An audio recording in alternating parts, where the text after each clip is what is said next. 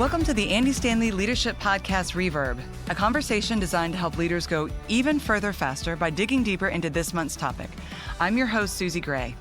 Last week, Andy sat down with Jason Jaggard and talked about what it means to go beyond high performance. It was a really rich conversation, and if you missed it, I would encourage you to go back and listen, or even re-listen, because today's conversation is going to build on it. Andy, there's so much that stood out to me from your conversation. I don't think I've taken so many notes on a podcast before. I've never heard you laugh so much through the glass. There was a lot of laughing. Looking over there like, I think you need thicker glass. Could you really hear me? Yes. Oh, no. No, it wasn't distracting. It was just funny. It was. I didn't know we were being that funny. It was very funny. I really enjoyed it. But one of the things that really stood out was the conversation that you guys had about the 4 work archetypes. Yes. You talked about the prisoner, the mercenary, the missionary, and the athlete. Yeah. What did you take away from that? You know, at the top of the conversation, we talked about that, and I mentioned that I feel like I've moved from one to the other, but I didn't explain any more about that. I would love to hear. I wanted to go, can you go deeper into that? Yeah. Yeah, and I didn't want to go back, and I wanted to let him talk. And again, it really was a fascinating discussion. And I did notice you in there taking notes. So for those of you who didn't hear that discussion, so again, the prisoner mindset is I have to go to work. I'm stuck. I got to do this. So in some cases, people working 2 or 3 jobs. The mercenary is I'll do anything. This is just about making a living. You know, put me in, coach, any company, buy it, sell it, or just switch from company to company to company. You know, it's just I'm a mercenary. Give me a paycheck and I'll do it. Yeah. Mm-hmm. The missionary mindset is a bit I'm on a mission. I don't ever clock out. I carry this with me. You know, sometimes these are activists. Oftentimes it's people that do what I do. In fact, the word missionary makes it sound like that should be the one I adopt. Mm-hmm. And then there's the athlete mindset. Right. And so when we discuss this as a team, the goal is to think like an athlete, because an athlete's constantly improving. Athletes compete against themselves, you know, and which leads to the question that Jason asked in the book that's so inspiring, compelling, and irritating is not what is the next problem to solve or the next hill to climb, but the question is, what are we capable of? Yeah. And it just, you know, blows the lid off of everything. And again, it has led to one of the biggest, in fact, I think what the book led us to organizationally is the biggest initiative we've ever embraced since maybe going multi-campus, which was very disruptive. And then maybe before that, starting the organization at all, when it was just an idea and we weren't sure it would work, and we sort of staked our livelihoods on this whole thing. So, and so we're in the middle of that now. But anyway, the challenge for me with the 4 mindsets is I think for years I naturally leaned into the athlete, get better and better, make the organization better. I need to get better, be a better communicator.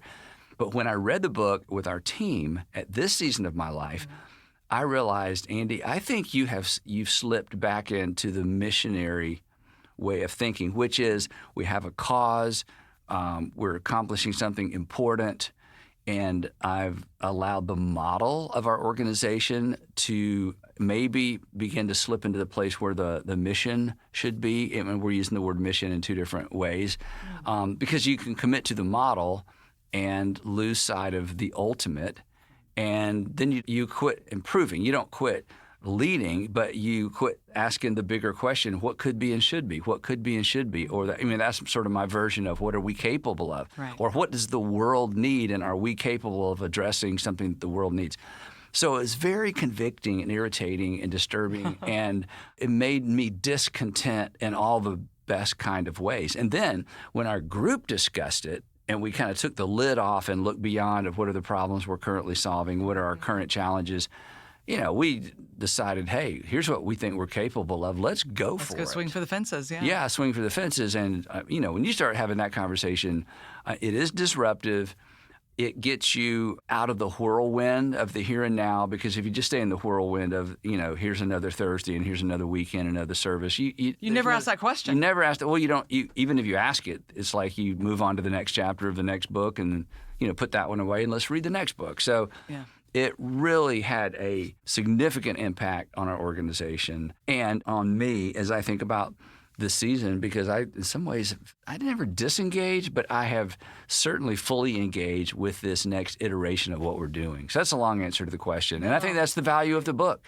It's disturbing, and it makes us appropriately discontent with the status quo, even if we're being successful. And again, nothing mitigates against a vision maybe more than success, because success makes us complacent. And complacence, is just the beginning of the end. You've crested the hill. So it was great timing for me personally, great timing for the organization to read the book, to move out of the missionary way of thinking back into the what are we capable of, and why not try to maximize our potential.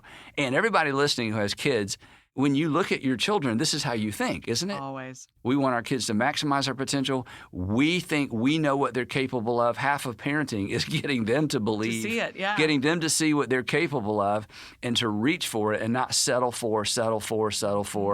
And then we can start living vicariously through them because we felt like we never maximized our potential. So by golly, he is gonna be on the travel baseball team, because I didn't make, whatever it might be. Yeah, whatever it is. So we understand the dynamic as parents. We understand the dynamic sometimes at looking to other people. But when you internalize that question, what am I capable of? And what am I capable of as a parent? Yeah. What am I capable of as a husband, as a father? It's inspiring and disturbing. And disturbing. Yeah. Well, I actually loved, associated with what we were capable of. Jason said on the podcast, this is not a question you answer. It's a question you answer to. Oh, my goodness. And I was like, whoa. I gotta write I don't that even down. think that's in the book. I don't think that's in the book either. You just said yeah, it. that's why you were in there taking notes. I was. And it is. And everybody listening, you get it. You're smart. It is a question you answer to. Mm-hmm. You feel like there's somebody standing over you saying, hey, come on. And that's what a coach does. I want to get your full potential out of you. Don't be content with what you're doing because it's better than the people around you. Right. What are you capable of? Just because it's the biggest, just because you're the best, just because you're considered an expert in your field, because everybody wants to sign up for your class, whatever it might be. Okay, what are you capable of? Now, here's a story. I may have told this before. I was in college. I took a speech class with a professor, Dr. Rifkin. Everybody loved Still Dr. remember his Rifkin, name? Georgia State University. Yeah, a lot of you have done this. You have to do a motivational speech, and you have to do a persuasive speech, all this stuff. So I did, I don't know which speech it was, and, I thought I killed it. I'm good at this. And there were other people in the class, and they were not good at it, so I was better. And so I get my paper back because, you turn something in, and I just remember there was a B-. And I'm like, and I saw one of my neighbor's papers and they got a better grade. And I'm like, my speech was so much better. So much better. So arrogant, confident me waited around and I walked up to Dr. Rifkin's desk. And so Dr. Rifkin, I don't know how I asked the question, but essentially I verbalized, okay, I'm playing the comparison game here, a B-. Essentially, he said, you're winging it. You're better than that.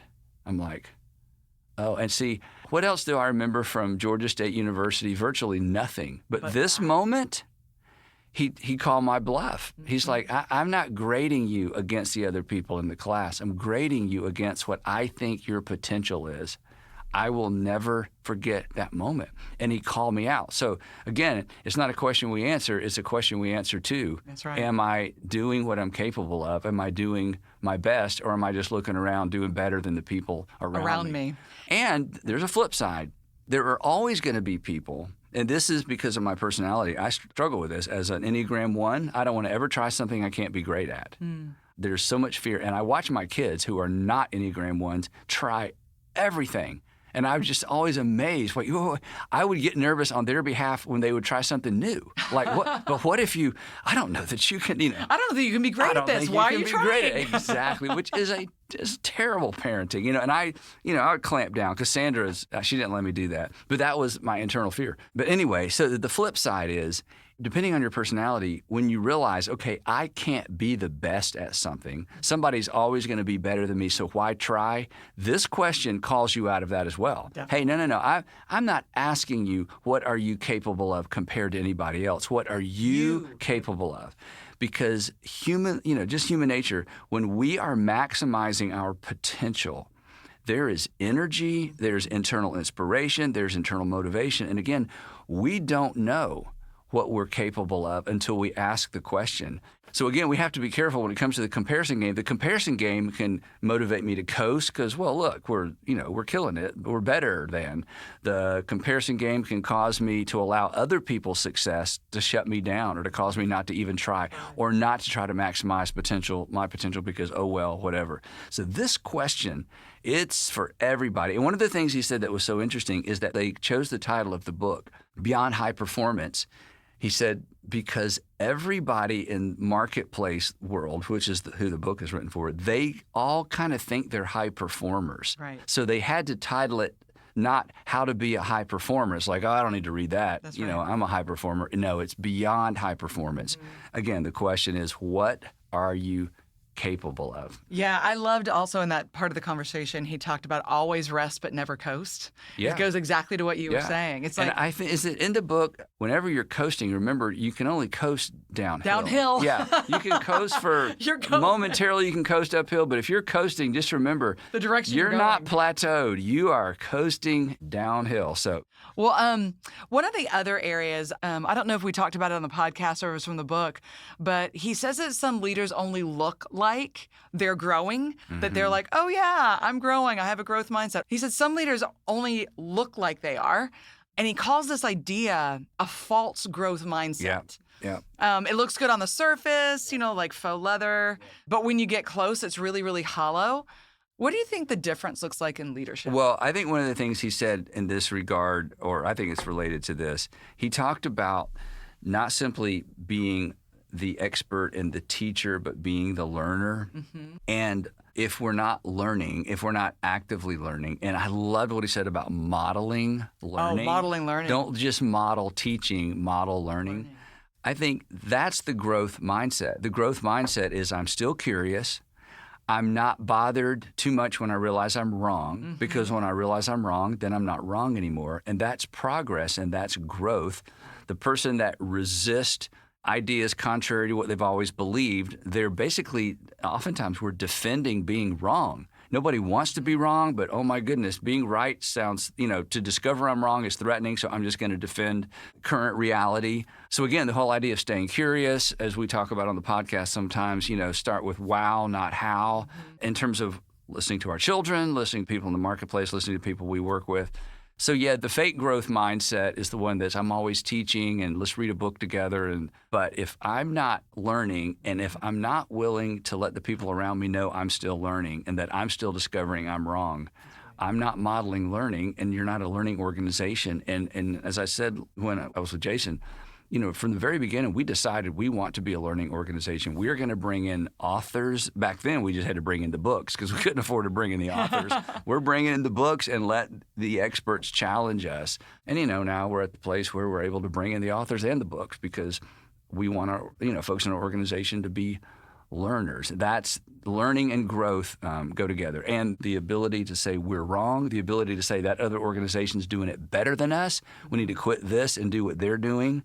And not feel like, pride of authorship, that to be married to pride of authorship, that's always a problem. Then that's a lid. That's a lid just personally. Your organization, or a lid organizationally, yeah. So all of that was very challenging. Yeah, and I loved the part, it was actually the very end of your conversation in my copious notes. You were talking about being a learner, that you have to be a learner and you have to model learning. And then he said, but you also have to have imagination. He said, I love affair with the future. Yeah, wow. It's romantic. And love creates energy. And that creates energy and momentum for what's possible ahead of you. Yeah. And I thought that was such an interesting marry to the idea of learning. So it's not just you've got to learn, but also have an imagination of what's possible. Yeah, what could be and what should could be. be and should be. That's vision. That's vision. Yeah. Again, success mitigates against that because, well, look, what we're doing, and then we get focused on the next problem to solve rather than what we're capable of. And I mentioned in my conversation with him when I was talking to Jason on his podcast, I think I told this story that we were talking about vision. And 2 weeks ago, Holly, who runs this campus, directs this campus, asked me to do a short talk for our NPCC staff on vision. She said, would you talk a little bit about maintaining vision and casting vision? I'm like, oh yeah, I've written 2 books on this, So I sit down to kind of put some notes together, even though I've talked on it before, but it's been a long time. So I started rereading my little book, Making Vision Stick, little tiny book, to just kind of get my head back in it. And I was so convicted by my your own book. Yes, because, again, it's so easy for the model to, we accidentally marry the model, run the model because we're busy, and lose sight of what could be and should be, which means you're going to lose sight of what are we capable of. Yeah. So it was very convicting. So I told our staff, I'm like, hey, I have to make a confession. I read my little book, and I was very convicted. I feel like I've taken my foot off the gas. I've slipped from athlete to missionary, to a missionary mindset in terms of let's just accomplish the mission. So it's easy to go there, and so I acknowledged that, and they all laughed at me for being convicted by my own book. And then I talked about what is a vision and why it's important at every level in the organization, not just a macro vision for the entire organization. And I inspired myself. I am so glad. I was back in the game. I am so glad. I was going to be an athlete once again. So. Well, I think it's so important. I mean, the idea of imagination gives you something to move toward. That vision gives you something to move toward. Yes, so it's inspiring, and what needs to happen and what needs to change. We want to give our lives to something bigger than us. And I said this last week when talking to Jason, but again, when we ask the question personally or organizationally, what are we capable of?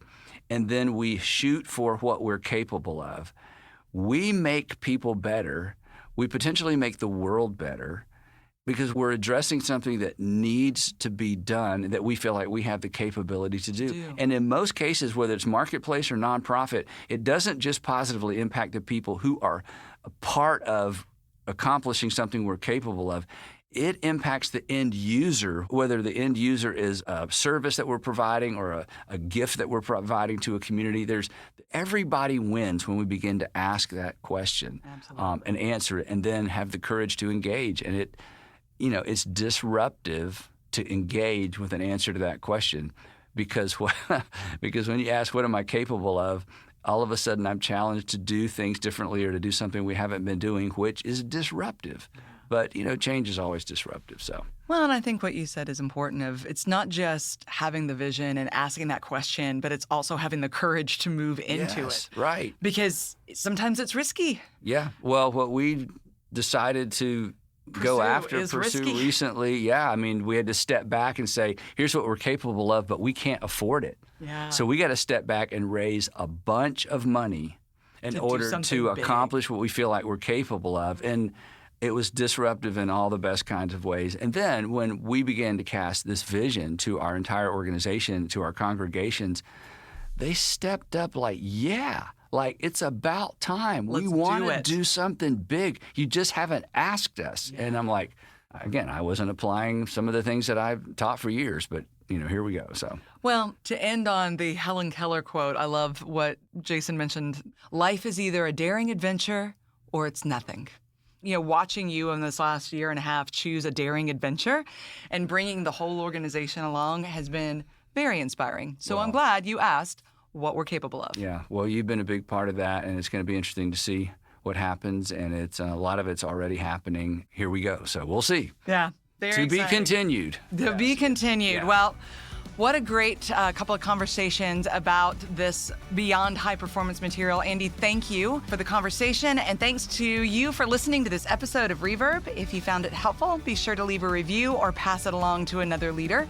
And as always, subscribe wherever you listen and check out the andystanley.com/podcast website for more resources to help you go even further, faster.